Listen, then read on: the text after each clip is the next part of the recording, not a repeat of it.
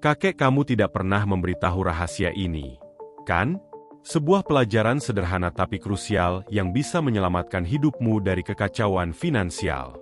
Pernahkah kamu berpikir, bagaimana jika tiba-tiba kehilangan pekerjaan atau menghadapi biaya darurat yang besar? Tanpa persiapan, semuanya bisa berantakan. Tapi tenang, hari ini aku akan membagikan rahasia penting yang sering diremehkan banyak orang. Cara membangun dana darurat yang benar dan menghindari kesalahan fatal yang menghancurkan tabungan kita. Simak baik-baik, karena rahasia ini bisa mengubah hidupmu. Dan bagi yang tidak punya waktu silakan ke bagian kesimpulan atau akhir video. Terima kasih. Kesalahan pertama, tidak memprioritaskan dana darurat. Banyak dari kita berpikir bahwa selama kebutuhan sehari-hari terpenuhi, kita sudah aman secara finansial. Tapi, kenyataannya, dana darurat sering tidak masuk dalam prioritas utama. Mengapa? Gaya hidup konsumtif menjadi salah satu penyebabnya. Misalnya, nongkrong di kafe setiap akhir pekan, membeli barang yang sedang tren, atau menghabiskan penghasilan tanpa menyisihkan sedikit pun untuk tabungan. Padahal, kondisi darurat seperti kehilangan pekerjaan atau biaya kesehatan mendadak bisa datang kapan saja tanpa peringatan. Tanpa dana darurat, pilihan kita terbatas, berutang atau menjual aset. Solusinya sederhana, mulailah menyisihkan 10-15% penghasilan setiap bulan untuk dana darurat. Bahkan langkah kecil seperti menyimpan uang kembalian atau pendapatan tambahan bisa menjadi awal yang baik.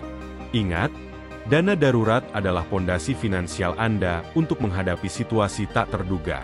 Kesalahan kedua, jumlah dana yang tidak memadai. Banyak orang merasa cukup dengan menyisihkan sedikit uang sebagai tabungan darurat. Namun, dana darurat seharusnya cukup untuk menutupi biaya hidup 3 hingga 6 bulan. Ini penting, terutama untuk menghadapi kondisi besar seperti kehilangan pekerjaan atau kebutuhan kesehatan yang mendesak. Sebagai contoh, bayangkan Anda menyisihkan sebagian kecil dari gaji Anda setiap bulan, tetapi ketika motor satu-satunya rusak berat, uang itu tidak cukup untuk perbaikan. Hasilnya, Anda tetap harus berutang. Oleh karena itu, penting untuk menghitung kebutuhan bulanan, termasuk makan, transportasi, dan tagihan. Jika pengeluaran bulanan Anda sebesar 4 juta rupiah, maka targetkan dana darurat sebesar 12 hingga 24 juta rupiah. Kumpulkan secara bertahap, mulai dari 1 bulan biaya hidup, dan tingkatkan perlahan. Dengan begitu, Anda siap menghadapi situasi apapun tanpa harus khawatir. Kesalahan ketiga, menempatkan dana darurat di instrumen berisiko. Beberapa orang tergoda untuk mengembangkan dana darurat mereka di instrumen investasi seperti saham atau kripto. Alasannya, mengharapkan pertumbuhan dana yang cepat. Tetapi, ini adalah kesalahan besar.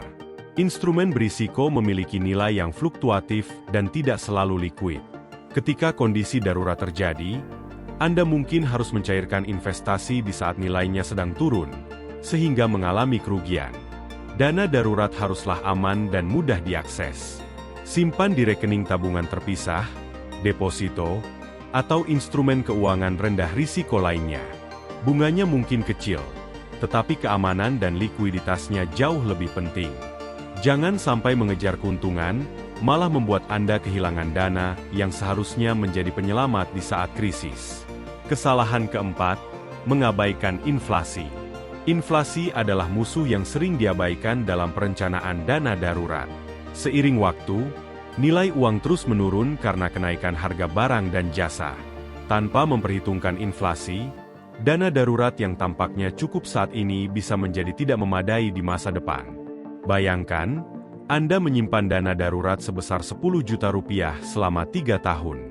Ketika akhirnya Anda memerlukan dana tersebut untuk biaya pengobatan atau perbaikan rumah, Anda terkejut karena biaya yang harus dikeluarkan jauh lebih tinggi dari yang diperkirakan.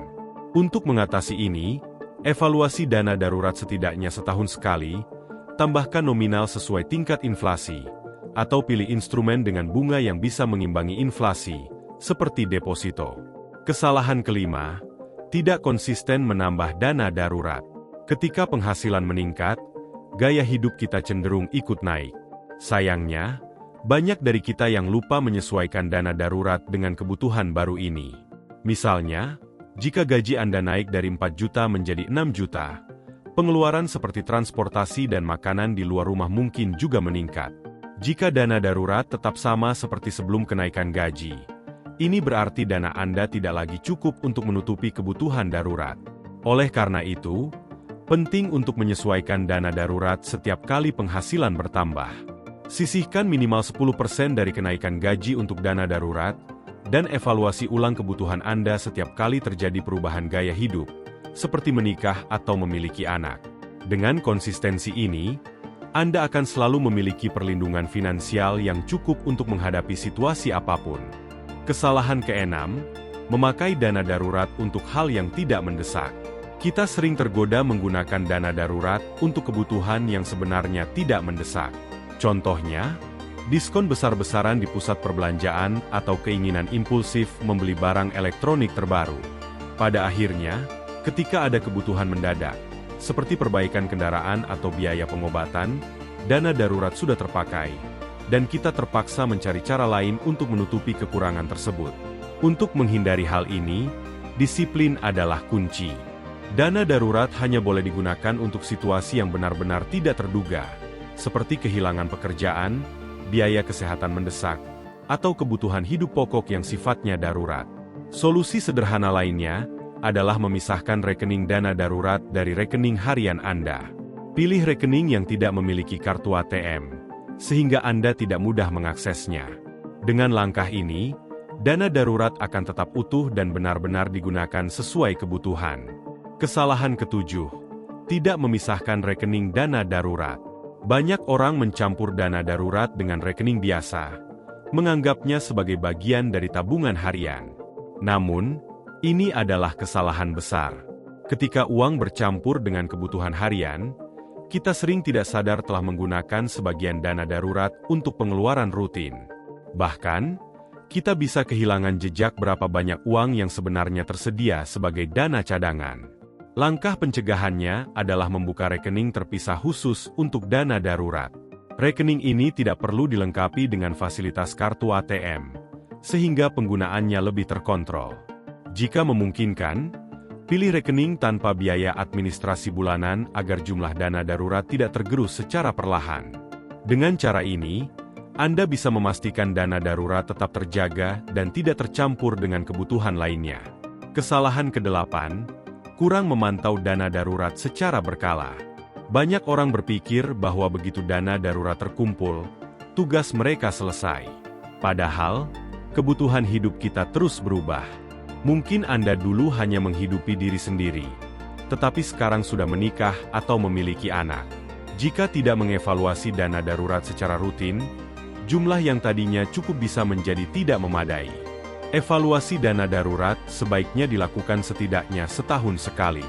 Periksa apakah ada perubahan besar dalam gaya hidup, seperti kenaikan biaya hidup atau penambahan tanggungan keluarga. Dengan memantau dan menyesuaikan dana darurat, Anda memastikan perlindungan finansial tetap optimal. Ini bukan hanya soal jumlah, tetapi juga bagaimana dana tersebut disiapkan untuk menghadapi situasi yang terus berkembang. Kesalahan kesembilan, mengabaikan biaya kesehatan. Biaya kesehatan seringkali tidak masuk dalam perhitungan dana darurat. Banyak dari kita mengandalkan asuransi untuk menutupi pengeluaran medis. Namun, tidak semua biaya kesehatan sepenuhnya ditanggung oleh asuransi. Ada pengeluaran tertentu seperti obat-obatan atau prosedur khusus yang harus dibayar sendiri. Sebagai langkah antisipasi, masukkan estimasi biaya kesehatan ke dalam dana darurat Anda. Tambahkan sekitar 10-20 dari total dana untuk kebutuhan medis. Jika memungkinkan, miliki asuransi kesehatan yang dapat melengkapi dana darurat. Dengan cara ini, Anda akan lebih siap menghadapi situasi medis yang tak terduga tanpa harus menguras tabungan. Kesalahan ke-10, tidak mengantisipasi risiko kehilangan pekerjaan. Kehilangan pekerjaan adalah salah satu risiko finansial terbesar yang sering diabaikan. Banyak orang membangun dana darurat hanya berdasarkan pengeluaran kecil sehari-hari, tanpa mempertimbangkan bagaimana jika sumber pendapatan utama terhenti. Tanpa perencanaan matang, stabilitas keuangan Anda bisa terganggu dalam waktu singkat. Idealnya, dana darurat harus mencakup biaya hidup selama 3 hingga 6 bulan. Ini memberikan waktu bagi Anda untuk mencari pekerjaan baru atau menyesuaikan diri dengan keadaan.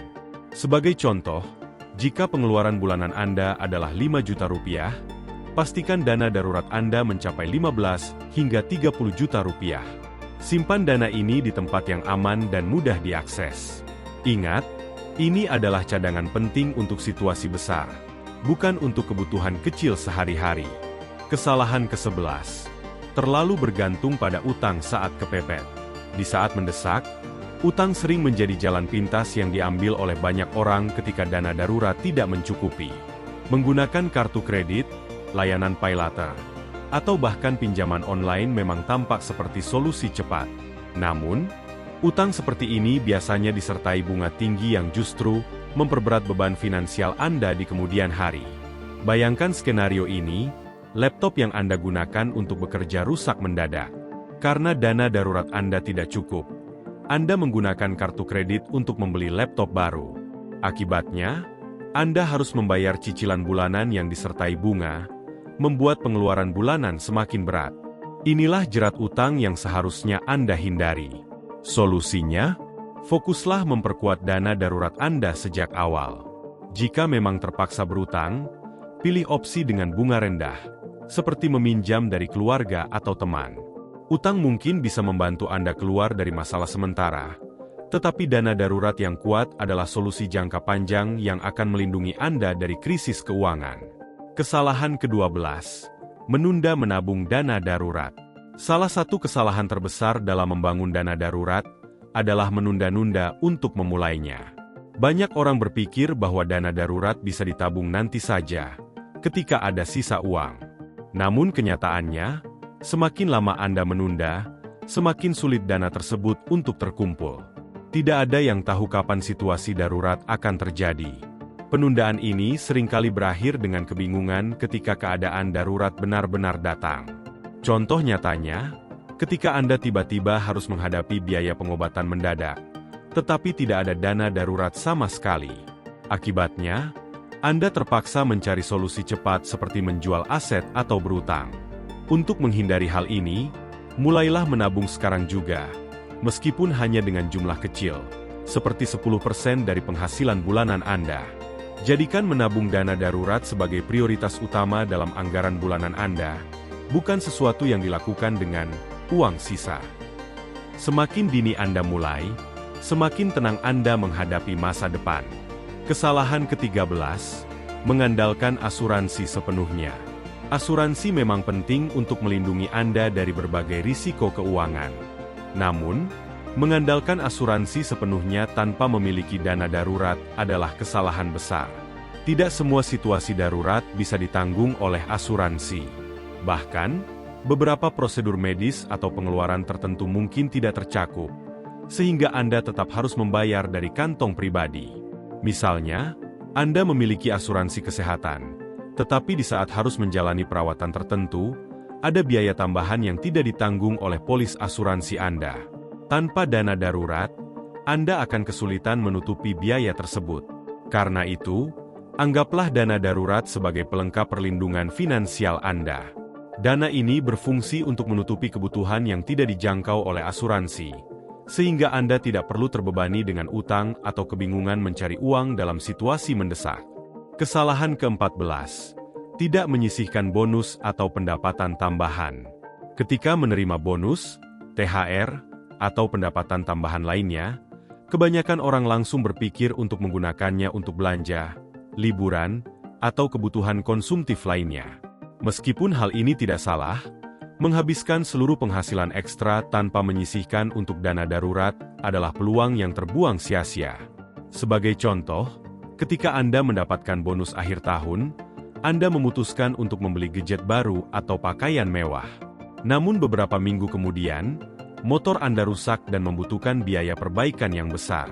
Karena dana darurat Anda tidak memadai, Anda harus mencari cara lain untuk menutupi biaya tersebut. Untuk menghindari situasi ini, Biasakan menyisihkan setidaknya 50% dari setiap pendapatan tambahan ke dalam dana darurat sebelum menggunakan sisanya. Ini adalah cara efektif untuk mempercepat pengumpulan dana darurat tanpa mengorbankan kebutuhan sehari-hari Anda. Dengan langkah ini, Anda tidak hanya memanfaatkan bonus dengan bijak, tetapi juga memastikan perlindungan finansial yang lebih kuat. Kesimpulan: dana darurat adalah fondasi penting dalam perencanaan keuangan pribadi yang seringkali diabaikan. Berbagai kesalahan, seperti tidak memprioritaskan dana darurat, menyimpan di tempat berisiko, hingga menggunakan dana untuk kebutuhan konsumtif, dapat mengancam stabilitas keuangan Anda di masa depan. Selain itu, ketergantungan pada utang, mengabaikan inflasi, dan tidak memantau kebutuhan yang terus berubah adalah kebiasaan buruk yang harus dihindari. Solusi untuk ini sederhana: disiplin dalam menyisihkan dana, menyimpannya di tempat aman yang mudah diakses, dan terus mengevaluasinya sesuai dengan kondisi hidup Anda. Memiliki dana darurat yang cukup bukan hanya tentang uang, melainkan juga tentang ketenangan pikiran. Dengan mempersiapkannya sejak dini, Anda melindungi diri dari krisis finansial yang bisa muncul kapan saja. Dana darurat adalah penyelamat untuk kebutuhan tak terduga, mulai dari biaya kesehatan, kehilangan pekerjaan, hingga pengeluaran mendesak lainnya. Jadikan langkah ini sebagai prioritas utama dalam hidup Anda. Ingatlah, kesiapan finansial hari ini adalah kunci untuk menghadapi masa depan yang penuh ketidakpastian dengan percaya diri.